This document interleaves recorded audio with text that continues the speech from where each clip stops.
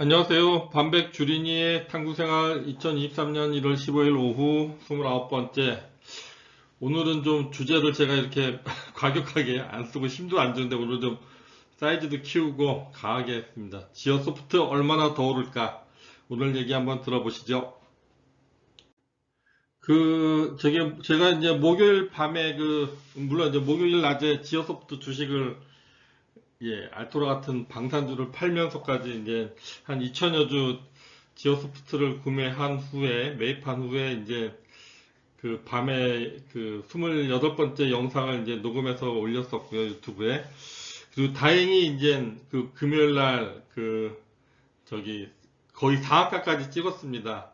근데 이제 금요일 날 상한가 찍은 다른 종목을 보니까 이렇게 쫙 올라가서 맨 마지막에 이제 30% 상한가 완전히 찍고 그 다음에 나중에 이제 거래조차도 안 됩니다. 이게 이제 뭐 그 맛집들 뭐 재료 소진, 영업 뭐 이런 식으로 이제 가오 있게 하면 좋은데, 우리의 지오소프트는 이렇게 좀 올랐다가, 여기 12,300원, 30%까지 찍고서 이렇게 뭐 그래도 또 매물이 나와요. 저거 줌인터넷 같은 경우는 매물이 이제 끝나버렸는데, 그래서 이게 저기 맨 마지막에는 이제 그 12,300원에서 400원 빠진 11,900원으로 이제 마감이 돼가지고 이제 30%에서 좀 한 4.4% 모자라는 이런 정도로 끝나버려서 이게 저도 이제 고민이 되더라고요. 이게 월요일 어떻게 되는 건가. 물론 이제 저는 이 시점에서도 이게 이제 주식 매입하면서 왜 저기 그 상장 증권제출 심사서 이제 뭐 제출했다고 그러는데 왜 안 오르지? 뭐, 그러니까 워낙 뭐 상장한다 이러면서 그 오아시스 상장이 계속해서 사람들이 의심쩍고 나중에는 또 떨어지는 추세까지 해서 좀 늦게 살 걸 뭐 이런 생각까지 했었는데 여하튼 지오소프트가 앞으로 어떻게 될지 저 개인적으로 무척 궁금하고 그래서 이제 여러 뭐 자료들을 봤는데 뭐 이렇게 딱 마음에 드는 내용들이 없어가지고 기사나 뭐 이런 것들 그래서 그냥 제가 만들었습니다. 예. 우선 지어소프트 과거지사부터 살펴보겠습니다. 여기 최고 시점이 28,500원인데요. 여기가 이제 밑에 좀 잘려서 그런데 이 시점이 2021년 8월 13일입니다. 그러니까는 이것도 이제 뭐 지어소프트가 잘한 게 아니라 지어소프트의 자회사 오아시스가 이제 실적이 좋아지고 뭐 마켓컬리는 적자인데 여기는 그래도 흑자 내면서 미미하지만 그래도 흑자 내면서 매출 성장세가 가파르다 이래서 이제 그 기대감들이 반영했는데 계속 뭐 작년까지도 뭐 상장한다 하면서 그냥 계속 떨어지는 추세였고 이제 지난주 금요일 이제 거의 뭐 25% 이상 올라서 이게 이제 얼마나 더 솟구쳐 올라갈 거냐 이만큼을 넘어설 거냐 뭐 이런 그 기대를 좀 해보게 되는데 뭐 30%를 못 채워서 좀 염려가 되죠. 한번 더 살펴보겠습니다. 기사 내용을 되짚어 보면 12일 금융감독원에 증권신고서를 제출해서 상장 절차에 돌입한다고 밝혔다. 근데 이제 이게 12일이 목요일이죠. 뭐 저기 기사는 났는데 사람들이 뭐 또 매번 하던 소리 하나 이런 식으로 해서 아마 주가가 바로 반영이 그렇게 크게는 안 됐던 것 같은데 여하튼 이 내용을 살펴보면은 이제 공모 예정가가 35,500원에서 39,500원 그 다음에 공모 금액이 1,500억 뭐 1,597억에서 2,068억 규모 2월 7일에서 8일 수요 예측을 진행한 뒤에 이렇게 일정이 이제 딱 나왔습니다. 그래서 주간사는 이게 두 개가 되고요.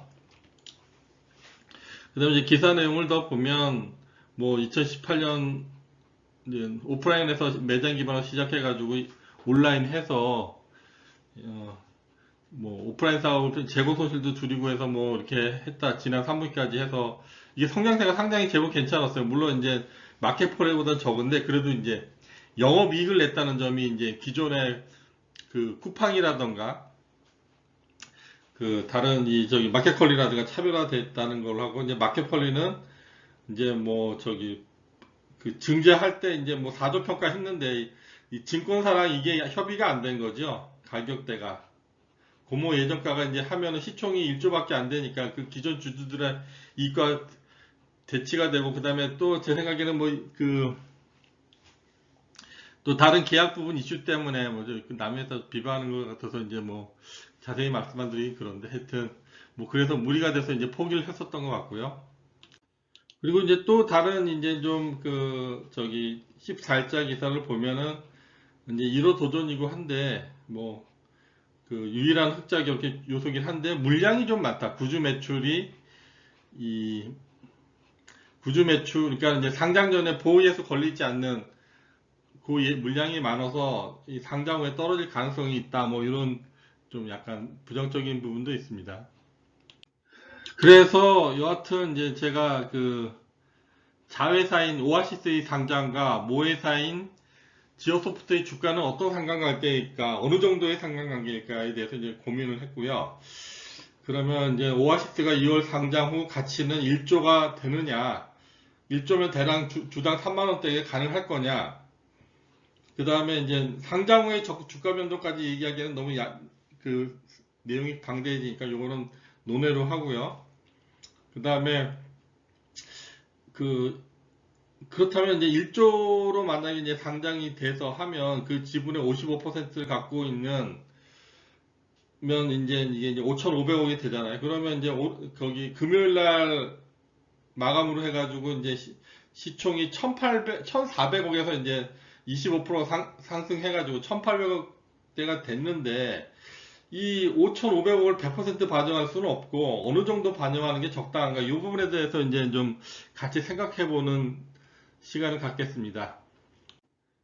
예, 이거 뭐 목요일 밤에 이제 제가 올렸던 자료에 이제 급주 원으로 해갖고 올렸던 자료에 있던 기사를 다시 한번 제가 인용하겠는데요. 여기 보시면 2020년 1,500억 밸류, 그 다음에 2021년 그 7,500억 밸류, 그 다음에 작년에 10월에 이 증권사 두 개로부터 1조 100억 원, 그 다음에 이제 내용이 저기 어디죠? 그 다른 유통회사에서 이제 또 구주 매출로 해갖고 1조 1,000억 밸류, 요 기사까지 제가 소개를 해드렸었거든요. 근데 여기서 이제 중요한 게 이 주관사를 맡게 되는 이 한국투자증권과 NH투자증권이 50억씩 1조 100억을 인정했다는 겁니다. 그러니까 이건 뭐냐면 최소 1조 100억은 이 주관사 맡는 증권사랑 합의가 됐다는 거예요. 그러니까 이제 이 두 개 증권사의 그 영업 담당들이 딱 계산을 해가지고 이제 50억씩 이 주식을 산 거 아닙니까? 그러면 이제 이 영업 담당들도 그 위에 그 임원들한테 보고를 할 거 아닙니까? 50억씩 하고 저희가 주관사 맡기로 했습니다. 이렇게 했을 때, 야, 1조 100억, 이거 너무 말도 안 되는 거 아니야? 이러면 그 임원들이, 야, 그거 하지 마. 왜냐면 여기 50억 투자하는 것도 이게 1조 100억이 안 되면 손해되는 거잖아요. 그러니까는 이거는 회사 차원에서 이제 그 임원들한테 다 승인이 났다는 얘기거든요. 물론 이제 1조가 넘어야지 이제 그 상장 특례 조항이 적용되니까 하는데, 어찌됐든 간에 이거는 적어도 주관사를 맡는 증권사들과는 합의가 된 거다, 이렇게 보셔도 되고, 그래서 이게 타당하다, 1조 상장하는 건 무리 없다, 이렇게 말씀드리고요.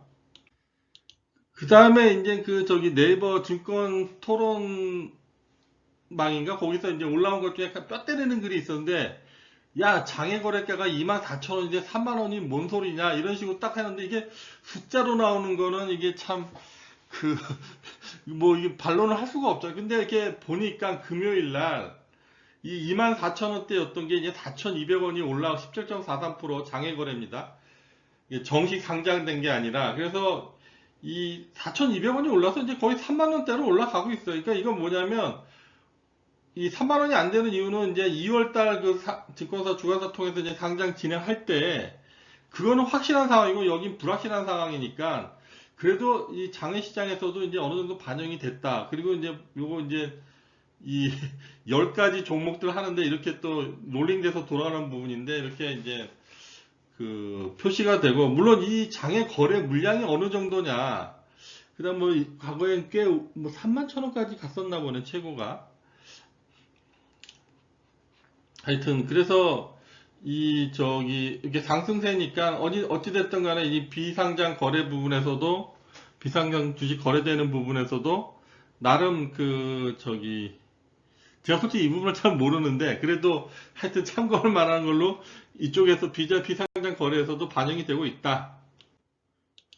그리고 이제 뭐 2월 달까지 또 이제 시장 분위기가 떨어지면 어쩌나 이러는데 이제 뭐 S&P 500을 보나 그 다음에 이제 뭐 오펙 OECD 국가 중에서 가장 많이 떨어진 거에서 두 번째 하락폭이 컸던 뭐 코스피를 봐도 역시 이제 상승세거든요. 올해 들어와가지고 그래서 이게 뭐 2월 달에 뭐 그렇게 꺾일까 이런 그러니까는 그 꼴찌가 러시아니까 실질적으로 이제 전쟁 안 하는 나라 중에서 우리가 제일 많이 떨어졌으니까 그래도 이제 상승세가 그렇게 뭐 쉽게 주저하진 않을 거다 이런 생각이 들고요.